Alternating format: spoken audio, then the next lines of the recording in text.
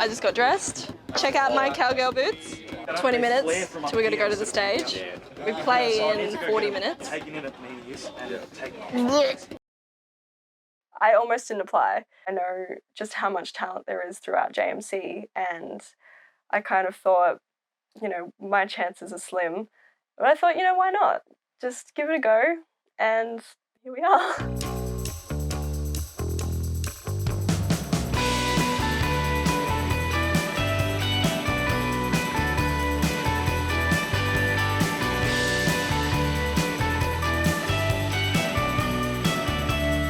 How did it feel to receive that phone call? How are you? Good, how are you? I mean, I'm having a day. Yeah, no, it's good. Receiving the phone call was so overwhelming. Well, we actually really wanted to get in touch with you today to let you know that you have actually been selected by Laneway Festival to perform on stage at Sydney Laneway. Are you serious? Yeah. Am I in a dream right now? No, we're not joking. It was just like so many emotions at once, like excitement and then nervousness and then stress and everything at once. But most of all, I was just like so humbled by it.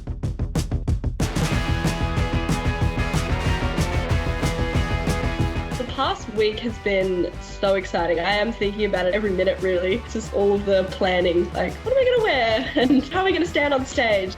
I think the most exciting thing that came in the lead up was You'll also be featured in a whole bunch of articles in just some small publications like Rolling Stone Australia. in Rolling Stone. The Rolling Stone article came out yesterday and I was so excited, and it just had such a good response from like my family and my friends, and everyone I know has been really excited and supportive and sharing it around. That was a dream I had as a kid. I used to love Rolling Stone. Seeing my own name in there was just like, what? Like, it was just not even real. I definitely still feel very nervous, but there's been so much work put in, you know, from the band members and, you know, just like really honing in to make this work. For something like this, I just wanted to be so prepared. So we did a lot of rehearsing every week, even just vocal warm-ups, just everything to just calm and just know that when we got on that stage, I didn't have to worry about a thing. It's happening this weekend, right? It's this weekend. I'm pretty nervous. Yeah. It's good to be nervous because it shows that you actually care about it.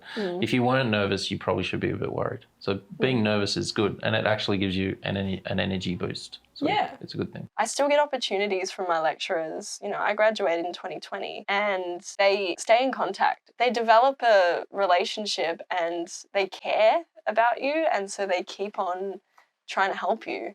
I remember your face, because we were on a Zoom call. Yeah, we're on a Zoom call. Your face went, it was like that. It was just like,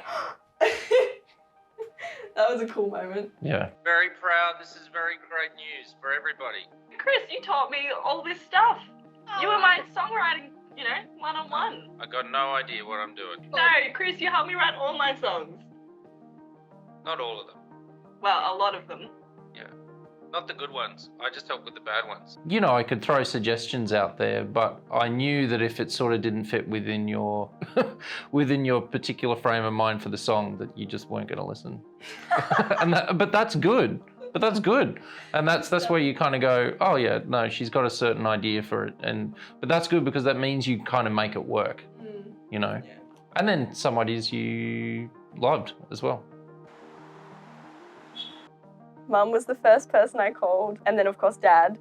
They have been my biggest supporters, so they had to be the first to know. Dad was the person who got me playing guitar for the first time because he plays. Is that it? Yeah, that was my first guitar. As a young girl, she always had this dream of being a musician and playing on the stage, and it was like she's never deviated from that. So no matter what happened, and even when your voice probably, it wasn't that you couldn't sing, you just needed to learn how to use it. When I came into JMC, I was not a good singer. You've done so much work on yourself to get to this point, and that's why the opportunities come about. Well, going to JMC was a big part of that. Huge, you've always said that. They just helped me, like, all right, let's try these vocal warm-ups.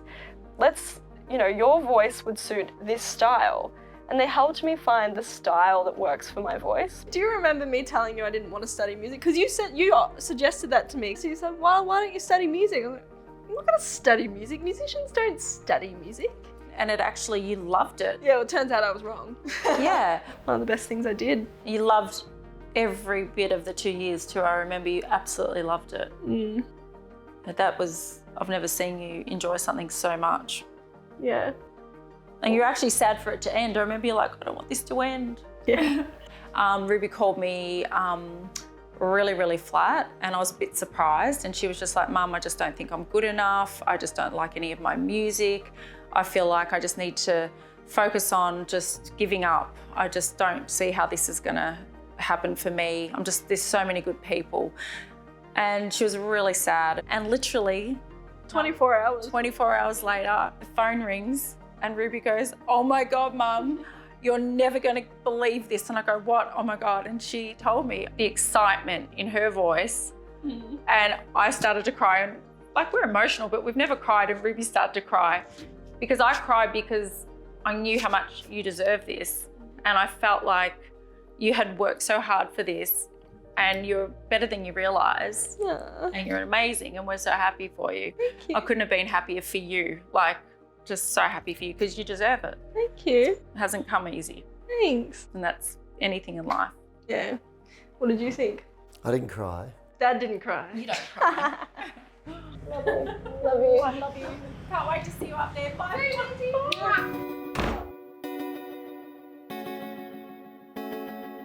There she goes, walking in the night. I had my 2 best friends with me. I had my boyfriend. I didn't even have to ask them to be there. They just wanted to support. Stains on the glass from Bishop.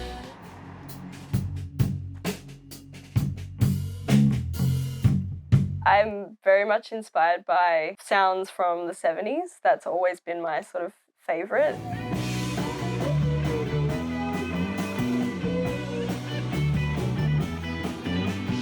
My biggest inspiration is Stevie Nicks. Always has been, always will be.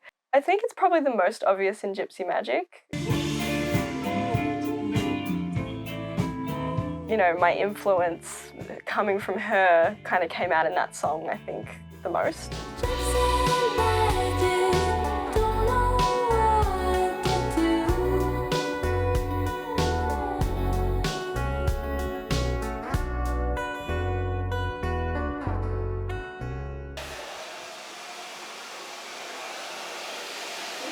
So we got up at 7 in our Airbnb and hair and makeup began. I was so thankful because my best friend, she's a stylist. She's been styling me for years. I'm really nervous. You got it, girl. You got it.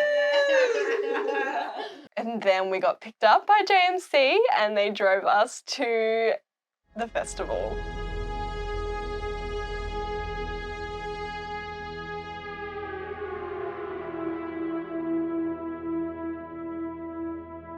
We got to the showgrounds and I was sitting in the back of the car just like, I feel sick, I'm so nervous. I was starting to get so nervous.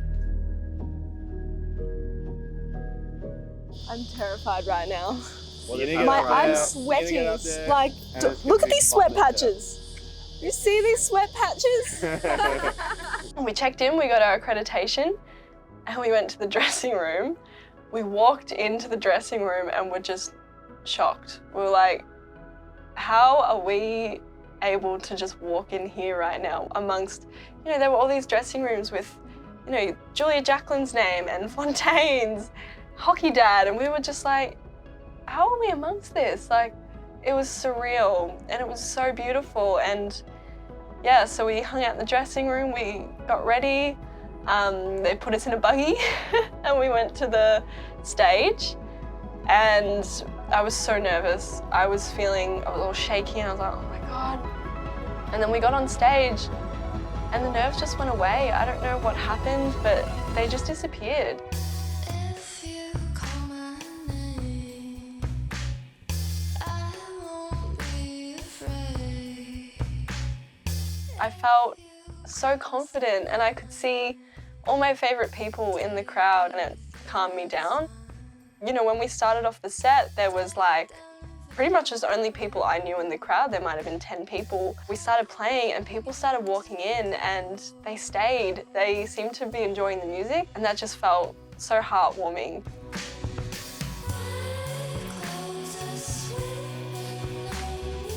People were filming it and they were tagging me in their stories. The whole band just had such a fun time on stage and I really got to soak it up. Like I would just look around and I felt so happy to be there.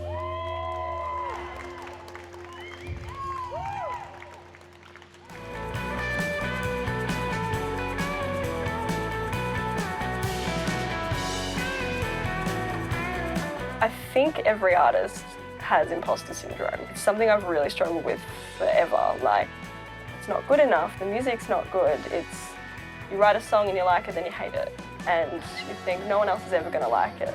This whole experience has been really validating, going, actually, you know, you are good at what you do and there is an audience for you. My mum always says there's a lid for everybody's pot. And there's an audience for any kind of music. And the lesson I've taken out of it is just persevere.